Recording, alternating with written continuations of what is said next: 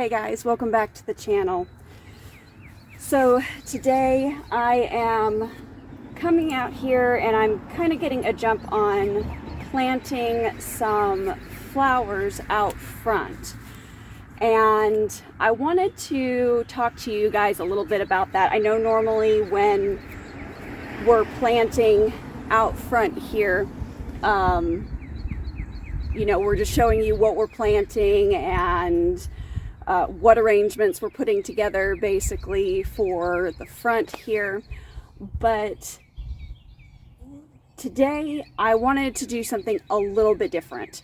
I wanted to show you, of course, my planting of our spring flowers, but I also wanted to talk to you a little bit about why you should go ahead and plant flowers. Now, that being said, the first 4 years that I gardened or was a gardener, I was a practical gardener. If it was not a plant that was going to feed me or my family or friends, I didn't bother planting it. That's just being flat out honest. Probably not the most complimentary thing I could say about myself, but that is how I originally gardened. And I found accidentally that when I had planted basil and tomato together, that my tomato plants seemed to be stronger. They seemed to be more prolific. They were greener. They were just hardier. The tomatoes that came off seemed to have less bug and pest damage. And my mom was the one that put 2 and 2 together in regards to that. So that kind of inspired me to begin researching some companion planting, I guess you could say.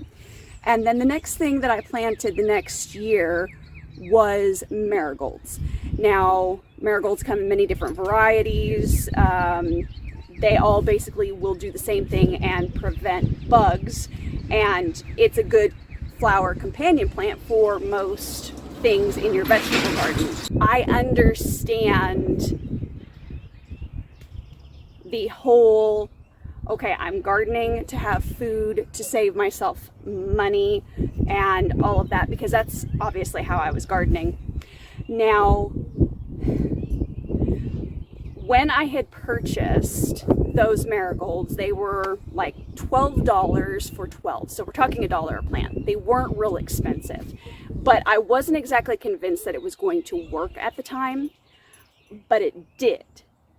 And then the next thing that I noticed is that I had more bees, I had more butterflies, and just general good activity in my garden, and then less bad activity. So I was actually having to buy less organic pesticides to prevent bugs. So on the one hand, I did end up spending an extra $12 that I hadn't planned on spending. On the other hand, I didn't have to buy as much pest preventative stuff. So in a way, I kind of ended up saving money by purchasing those flowers and interplanting them. Now, I know planting flowers, especially container type flowers, it can be very expensive. Totally get that. And right now, everybody is on a budget. Money is tight. I get that. We're there too.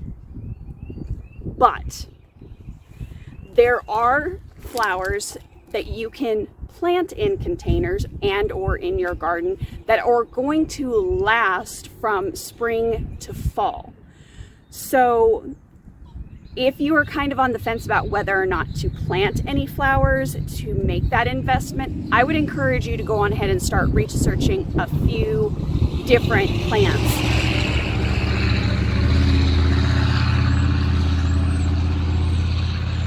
Every noisy truck has decided to come by today. Okay, so I would encourage you to research some. I'm going to give you a few here as well that are basically keepers, at least for us.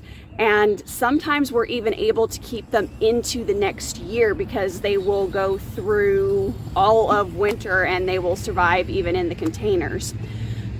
Few of those varieties for us here. Now we are a zone 7A. We are in the south, however, so we are really hot and really humid. So we have a little bit of both going on. So this is not exactly going to be a comprehensive list for every zone throughout the country, but this is going to give you a general idea of some things that may be hardy enough that you can keep for an extended period of time with just a little bit of maintenance throughout the whole growing season. All right, so snapdragons. They are notoriously difficult to seed start, but you can seed start them. However, they do last. And the good news is that once the blooms are spent, if you go in and clear off the blooms and kind of just, prune things back a little bit, they will give you another flush. So from early spring all the way through fall, we can usually keep our snapdragons, which means we are only purchasing one plant. Now, snapdragons are also one of those that sometimes come back for us. The snapdragons that we had last year on the channel were an example of that. I think we ended up buying a pack of extra just to kind of beef up and make it a little bit more showy, but part of them had come back from the year before. Another one is pansies and viola. Now, both of those are early spring all the way through fall. In the summer, they can kind of start to lose some of their blooms. Don't stress about it, just keep watering them. Make sure to go in and deadhead, take all of the spent blooms off and keep the dead stuff cleaned off, and they should rebloom for you. Also, just remember to fertilize with liquid fertilizer throughout the growing season as well, and they will still come back. Others that will come back, excuse me, are dianthus. Dianthus, you can find those even at big box stores, kind of like pansies and violas and snapdragons. They're really easy to find. And they are easy to deadhead. Just clean everything off, take all of the spent blooms off, give them a little bit of a, snip off the top, make sure to fertilize, and they will keep blooming for you all the way from early spring to late fall till the frost basically kills them. They are also one that can come back depending upon your zone. So, and I actually think there's some zones that's considered a weed. So you may want to take that into consideration. As I said, I know and I understand that flowers can be an extra added expense that maybe we consider to not be worth it. But what it adds to the garden in bringing in good pollinators and then forcing out the bad bugs, the ones that do damage, the ones that we don't want, it just makes it worth it in the long run. And when you don't have to buy as many even organic pest preventative measures, it basically ends up paying for itself. So I hope this video has encouraged you to maybe consider going on ahead and trying to interplant flowers in your vegetable garden, and or just for basic beautification so that you can have something to enjoy all throughout the growing season. All right, let's get some of them plants planted here today.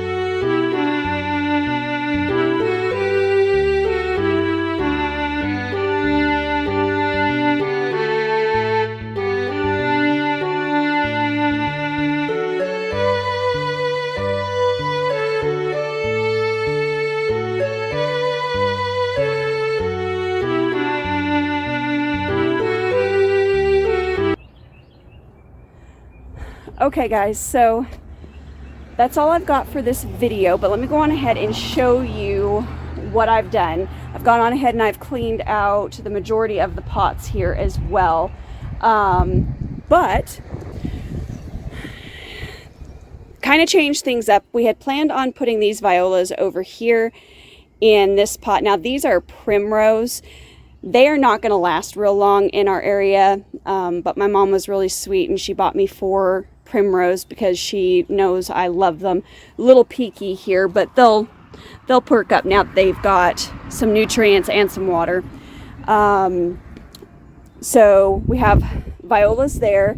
Then we have a pot full of white pansies, and then we have a pot full of those purpley blue pansies there. Back here we have thrift, and the back row is all that beautiful blush pink, and then in front is white, and they're going to get tall and have these really gorgeous puffballs up there. It'll be a really nice break this summer when it gets hot.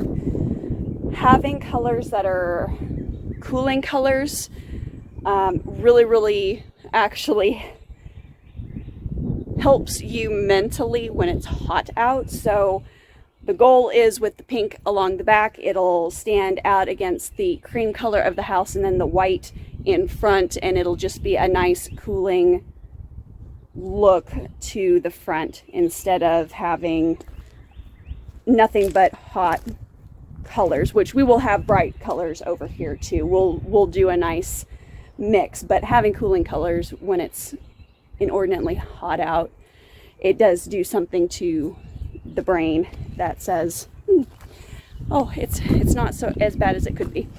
But that is what we got done today. I hope you guys enjoyed this video, and I will of course see you on the next one.